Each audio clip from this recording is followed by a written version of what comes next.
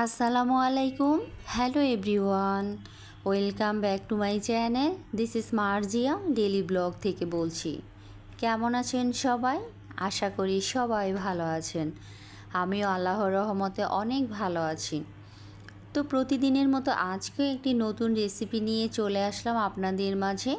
তো আজকে আমি একদমই ঘরোয়াভাবে আর ঘরোয়া মশলা দিয়ে একটা চিকেন কোরমা করে দেখাবো। অনেক সময় ঘরের মধ্যে সব ধরনের মশলা থাকে না, আর যেই ধরনের মশলা থাকে সেগুলো দিয়েই খুব সহজ উপায়ে আর খুব সহজভাবে অল্প মশলা দিয়ে করে ফেলবো খুবই মজাদার একটা চিকেন কোরমা। তো এই চিকেন কোরমার জন্য আমি এখানে একটা মুরগি নিয়েছি, আর মুরগিগুলোকে একটু বড় বড় পিস করেই কেটেছি, যেহেতু এটা ঘরোয়াভাবে করে দেখাবো। আর হচ্ছে গিয়ে আপনাদের ঘরে যা যা মশলা আছে সেগুলো দিয়ে হয়ে যাবে, বাহির থেকে আর ওইভাবে কোনো মশলাই লাগবে না। তো এত মজাদার একটা কোরমা যদি সহজভাবে হয়ে যায় তাহলে তো আর কোনো কথাই নেই। তো তার জন্য আমি একটা মুরগি নিয়ে নিলাম, আর ওটাকে খুব বড় বড় পিস করে একটুখানি কেটে নিলাম। সুন্দর করে আমি কেটে ধুয়ে তারপরে জড়িয়ে রাখলাম। তারপর আমি বেশ কিছু কুচানো পেঁয়াজ দিয়ে দিলাম তেলের মধ্যে, তার সাথে দিলাম এলাচ, দারচিনি, লবঙ্গ, গোলমরিচ। এগুলো দিয়ে আমি একটুখানি পেঁয়াজটাকে খুব সুন্দর করে ভেজে নিব। যখন পেঁয়াজটা ভাজা ভাজা হয়ে গিয়েছে ওই অবস্থায় আমি দিয়ে দিব লবণ পরিমাণ মতো। তো লবণটা দিয়ে আমি আরেকটু সময় এটাকে নেড়ে চেড়ে নেব। তো পেঁয়াজটা অলরেডি খুব সুন্দর করে ভাজা ভাজা হয়ে গিয়েছে। ওই অবস্থায় আমি এখানে দিয়ে দিলাম টক দই। আসলে টক দইটা পরিমাণ মতো দেবেন, মুরগির পরিমাণ যেমন ওইভাবেই টক দইটা দেবেন। তো টক দইটা দিয়ে আমি খুব সুন্দর করে পেঁয়াজের সাথে কষিয়ে নিলাম। তারপরে এখানে আমি দিয়ে দিলাম 3 রকমের বাদাম বাটা। তো বাদাম বাটাটা দিয়ে আমি আরেকটু সময় এটাকে নেড়ে চেড়ে নেব। তারপরে দিয়ে দিলাম কেওড়া জল। এখানে আমি চা চামচের 1 চামচ কেওড়া জল দিয়েছি। তো কেওড়া জলটা দিয়ে আমি আবার একটু সময় পেঁয়াজটাকে ভেজে নিব।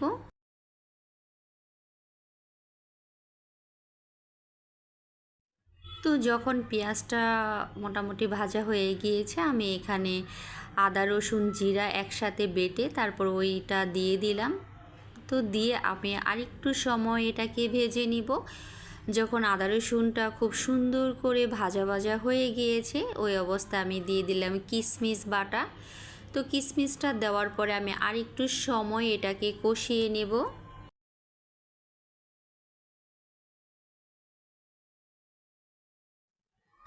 তো এটা গিয়ে একদম ঘরোয়াভাবেই করব, সব সময় তো আর খুবই হাইফাইভাবে করা হয় না, কখনো কখনো ঘরোয়াভাবেও করে খাওয়া হয়।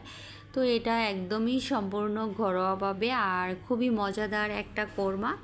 যখন পেঁয়াজটা খুব সুন্দর করে মশলাটার সাথে কষানো হয়ে গিয়েছে ওই অবস্থায় আমি দিয়ে দিলাম কাঁচামরিচ। তো কাঁচামরিচটা দিয়ে আমি আরেকটু সময় নেড়ে চেড়ে নিলাম। তারপরে আমি দিয়ে দিলাম এখানে গরম মশলার ফাঁকি। তো অল্প গরম মশলার ফাঁকিটা দিয়ে আমি আরেকটু সময় কষাবো।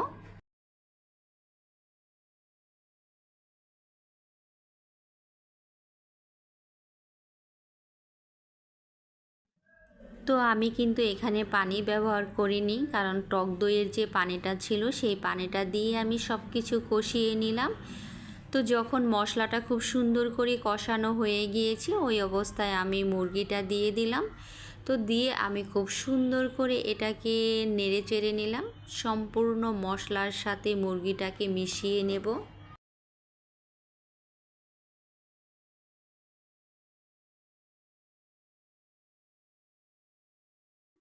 তো যখন মেশানো হয়ে গিয়েছে আমি একটা ঢাকনা দিয়ে বেশ কিছু সময়ের জন্য ঢেকে দিলাম।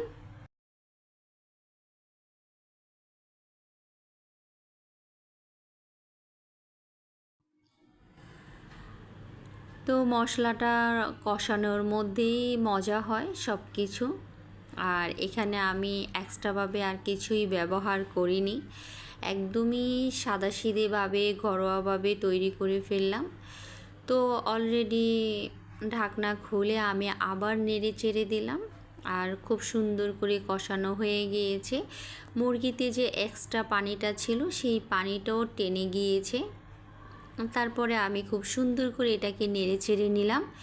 যখন এটা নাড়াচাড়া হয়ে গিয়েছে তারপরে এখানে আমি 1/2 লিটার দুধ দিয়ে দিলাম, কারণ আমি এই চিকেন কোরমাটাতে পানি ব্যবহার করিনি। তো দুধটা দিয়ে আমি খুব সুন্দর করে নেড়ে চেড়ে নিলাম। যেহেতু এটা ফার্মের মুরগি আর খুব বেশি সময়ও লাগে না সিদ্ধ হতে, কষানোর মধ্যেই তো অর্ধেকটা সিদ্ধ হয়ে যায়। তো আমি দুধটা দিয়ে আমি খুব সুন্দর করে এটাকে নেড়ে চেড়ে দিলাম।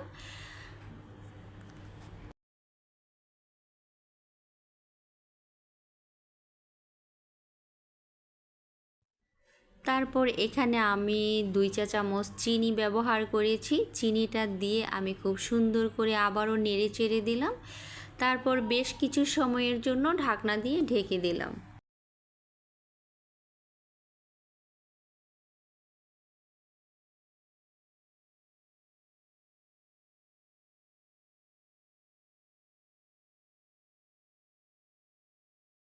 তো ঢাকনা খুলে দেখলাম যে এটার বলক চলে আসছে, আর আমি অফ ক্যামেরাতে কয়েকবারই এটাকে নেড়ে চেড়ে দিয়েছি। আমি যেহেতু দুধটাকে টেনে নেব, তো অলরেডি অফ ক্যামেরাতে আমার কয়েকবারই নাড়াচাড়া হয়ে গিয়েছে।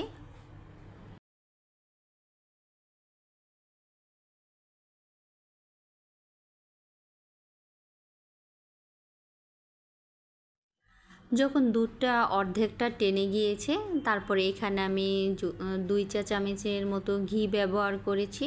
তো ঘিটা দিয়ে আমি একটুখানি নেড়ে চেড়ে দিলাম, তারপর আবার ঢাকনা দিয়ে ঢেকে দিলাম, যেহেতু আমি আরেকটু টেনে নেব।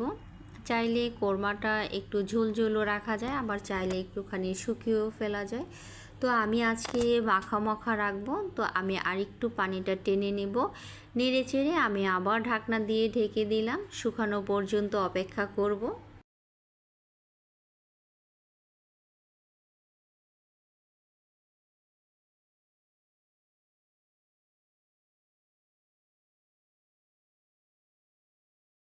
তো কত সহজভাবে খুবই মজাদার একটা কোরমা করে দেখালাম। এটা কিন্তু যে কোনো সময়ই ঘরে সবাই রান্না করতে পারেন, খুব অল্প সময়েই হয়ে যাবে। আর খুব অল্প মশলা দিয়েই, সব সময় সব কিছু থাকে না।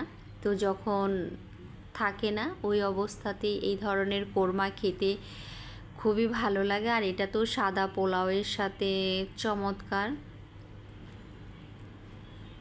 তো কথা বলতে বলতে অনেকটাই শুকিয়ে গিয়েছে, তারপরে আমি চুলাটা অফ করে দিয়েছি। আমি একটুখানি ঝোল ঝোল রাখবো আজকে। তারপরে আমি এটা নামিয়ে পরিবেশন করে নিলাম। এই তো ফাইনাল লুক। তো আমি গরম গরম পরিবেশন করেছি, একদম ধোয়া ওঠানো। আর তার সাথে করে নিলাম সাদা জর্জরে পোলাও, খেতে কিন্তু চমৎকার। তো এই তো ছিল আজকের সহজ উপায়ে খুবই মজাদার একটা রেসিপি। সবাই ভালো থাকবেন, সুস্থ থাকবেন। আবার নতুন কোনো দিন নতুন কোনো রেসিপি নিয়ে আপনাদের মাঝে হাজির হয়ে যাব। ওই পর্যন্ত সবাইকে আল্লাহ হাফেজ।